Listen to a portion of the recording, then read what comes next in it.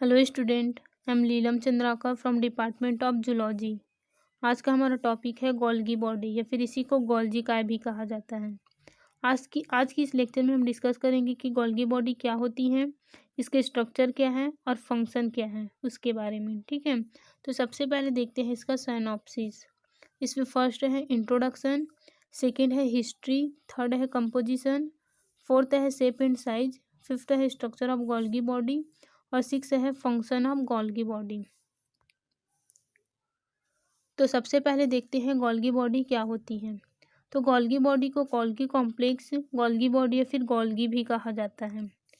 Golgi body smooth membrane का एक गुच्छा होता है जो एंडोप्लाज्मिक रेटिकुलम से संबंधित रहता है। ये सभी टाइप के यूकैरियोटिक सेल में प्रेजेंट होगा। ठीक है, इसे और गोल्गी बॉडी जो है वो सेल्यूलर प्रोटीन और मेम्ब्रेन के जो डिफरेंट कंपोनेंट्स हैं उसे छांटने का वर्क करता है। उसके बाद देखते हैं हम इसका हिस्ट्री। तो गोल्गी बॉडी को सब फर्स्ट टाइम कैमिलियो गोल्गी नाम के साइंटिस्ट ने 1890 के अंदर डिस्कवर किया और इसी साइंटिस्ट के नेम के बेस पर इस स्ट्रक्चर को भी गोल्गी बॉडी नाम दिया गया। ठीक है, उसके बाद है कंपोजिशन, मतलब कि गोल्गी बॉडी कौन कौन सी चीज़ों से मिलकर बनी होती है। तो सारे ऑर्गेनेलिज की जो कंपोजिशन है वो ऑलमोस्ट सेम होती है। गोल्गी बॉडी की कंपोजिशन में प्रोटीन, लिपिड और एंजाइम का कॉम्बिनेशन होता है।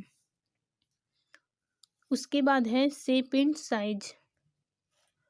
तो गोल्गी बॉडी की साइज अलग अलग सेल में अलग अलग होता है, जैसे कि ग्लैंड सेल, नर्व सेल और मसल सेल्स में ये काफ़ी कम विकसित होता है और जैसे जैसे सेल पुरानी होती जाती है गोल्गी बॉडी का जो साइज है वो छोटा होता जाता है। ठीक है, उसी प्रकार गोल्गी बॉडी की शेप भी डिफरेंट सेल में अलग अलग होती है। ये किसी में रॉड के शेप की, किसी में वेसिकल के शेप की और किसी सेल में ये ग्रेन्यूल्स के शेप की होती है। उसके बाद है स्ट्रक्चर ऑफ गोल्गी बॉडी या फिर गोल्गी बॉडी की संरचना। तो इलेक्ट्रॉन माइक्रोस्कोप से देखने पर गोल्गी बॉडी में तीन स्ट्रक्चर दिखाई देती हैं। फर्स्ट है सिस्टर्नी, सेकेंड है वेसिकल और थर्ड है वैक्यूल्स।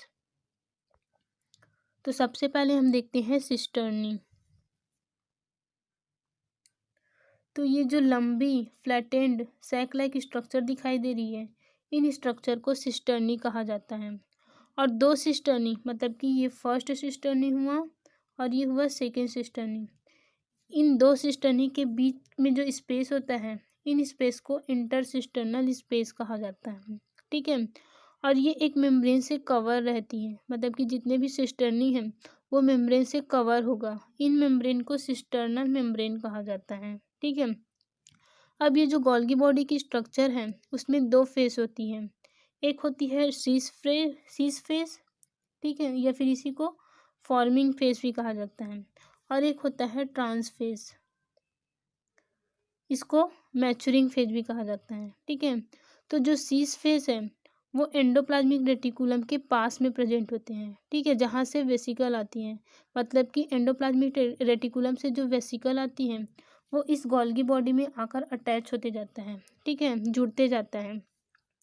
और ये जो सीस है वो कॉन्वेक्स होता है। ठीक है, सीस का मतलब होता है सेम साइड।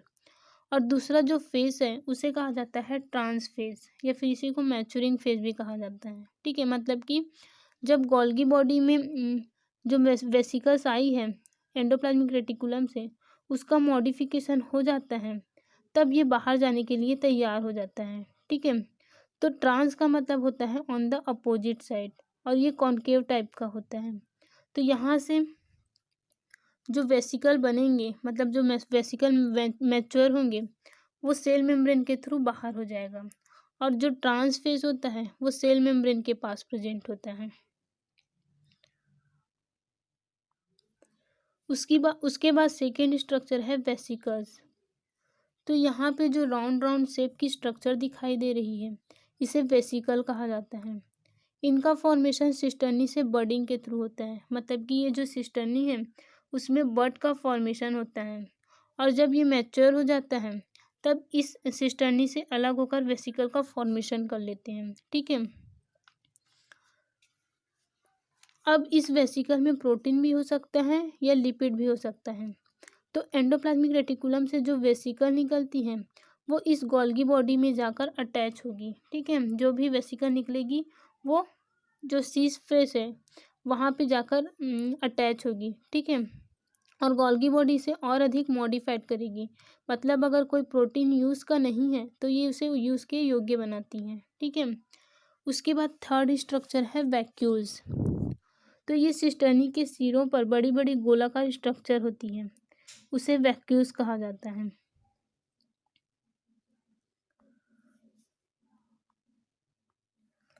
ठीक है, तो ये है न्यूक्लियस। न्यूक्लियस जो है वो न्यूक्लियर मेम्ब्रेन से कवर रहती है, ठीक है। न्यूक्लियर मेम्ब्रेन की डबल लेयर से ये कवर रहती हैं और न्यूक्लियर के आउटर लेयर से एंडोप्लाज्मिक रेटिकुलम निकलती हैं, ठीक है। ये है रफ एंडोप्लाज्मिक रेटिकुलम, क्योंकि इसके सरफेस पे राइबोसोम प्रेजेंट है और ये राइबोसोम जो है वो प्रोटीन का प्रोडक्शन करता है जो कि वेसिकल के फॉर्म में बाहर निकलता है, ठीक है। इस वेसिकल में मतलब ये पैक होता है प्रोटीन, इसके अंदर प्रोटीन भरा होता है। अब जब एंडोप्लाज्मिक रेटिकुलम से वेसिकल निकलती है तो ये वेसिकल गोल्गी बॉडी के जो सीस फेस है उसमें जाकर अटैच होता है, ठीक है। उसके बाद ये जो गोल्गी बॉडी है उसे वो मॉडिफाइड करता है, मतलब कि अगर यहाँ से प्रोटीन निकल रही है तो उसे ग्लाइकोप्रोटीन बनाएगा और अधिक मॉडिफाइड करेगा, ठीक है।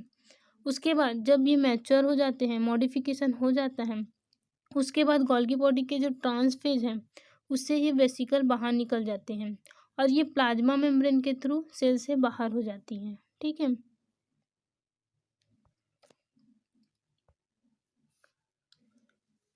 उसके बाद है function of Golgi body. Golgi body के कौन कौन से फंक्शन होते हैं, तो इसमें फर्स्ट फंक्शन है मॉडिफिकेशन, ठीक है। गोल्गी बॉडी जो है वो मॉडिफिकेशन करता है, मतलब कि मान लो एंडोप्लाज्मिक रेटिकुलम से प्रोटीन आ रहा है तो उसे ये मॉडिफाइड करके ग्लाइकोप्रोटीन बना देता है, या फिर लिपिड आ रहा है तो उसे मॉडिफाइड करके ये फॉस्फोलिपिड बना देता है, ठीक है। तो इसका मेन फंक्शन होता है मॉडिफिकेशन। उसके बाद सेकेंड फंक्शन है सिक्रीशन। तो जितने भी सिक्रेटरी सेल हैं उसमें गोल्गी बॉडी बहुत ज़्यादा प्रेजेंट होते हैं। गोल्गी बॉडी को सेल का सेक्रेटरी ऑर्गन कहा जाता है। ये डिफरेंट टाइप के पदार्थों जैसे कि प्रोटीन, लिपिड, कार्बोहाइड्रेट का सिक्रीशन करता है।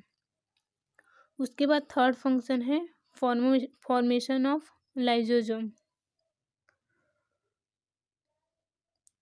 तो गोल्गी बॉडी के द्वारा लाइसोसोम का फॉर्मेशन होता है। जो प्राइमरी लाइसोसोम है उसका फॉर्मेशन गोल्गी बॉडी के थ्रू ही होता है, ठीक है। उसके बाद है फॉर्मेशन ऑफ प्लाज्मा लेमा।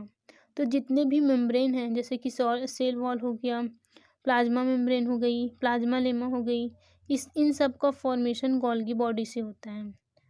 तो गोल्गी बॉडी जो है वो एक प्रकार की मेम्ब्रेन प्रोड्यूस करती है जिसे प्लाज्मा लेमा कहा जाता है। उसके बाद है formation of new cell wall. तो गोल्गी बॉडी द्वारा ऐसे पदार्थों का फॉर्मेशन होता है जो सेल वॉल को बनाते हैं, ठीक है। इन पदार्थों को हेमीसेल्यूलोज कहा जाता है।